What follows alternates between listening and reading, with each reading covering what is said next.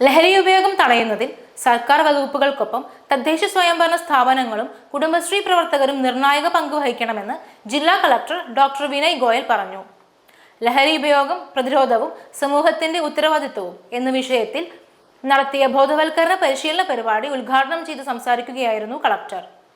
സാമൂഹ്യനീതി വകുപ്പ് നശാ മുക്ത് ഭാരത് അഭിയാൻ പദ്ധതിയുടെ ഭാഗമായി ജില്ലാ ഭരണകൂടത്തിന്റെയും കുടുംബശ്രീ മിഷന്റെയും സംയുക്ത ആഭിമുഖ്യത്തിൽ CDS അംഗങ്ങൾക്കും തദ്ദേശ സ്വയംഭരണ സ്ഥാപനങ്ങളിലെ ക്ഷേമകാര്യ സ്ഥിരം സമിതി അധ്യക്ഷർക്കുമായാണ് ബോധവൽക്കരണ പരിശീലന പരിപാടി സംഘടിപ്പിച്ചത്.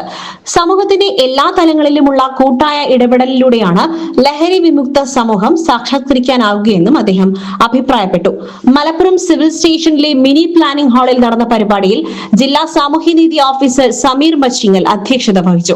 ജില്ലാ പഞ്ചായത്ത് ക്ഷേമകാര്യ സ്ഥിരം സമിതി ചെയർപേഴ്സൺ ആലിപറ്റ ജമീല ലഹരി വിരുദ്ധ പ്രതിജ്ഞ ചൊല്ലിക്കൊടുത്തു.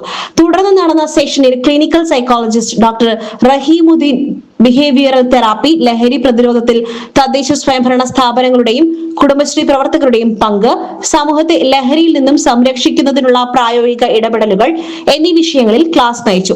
എക്സൈസ് വകുപ്പിന്റെയും വിമുക്തിയുടെയും പ്രവർത്തനങ്ങൾ അസിസ്റ്റന്റ് എക്സൈസ് ഇൻസ്പെക്ടർ ബിജു വിശദീകരിച്ചു.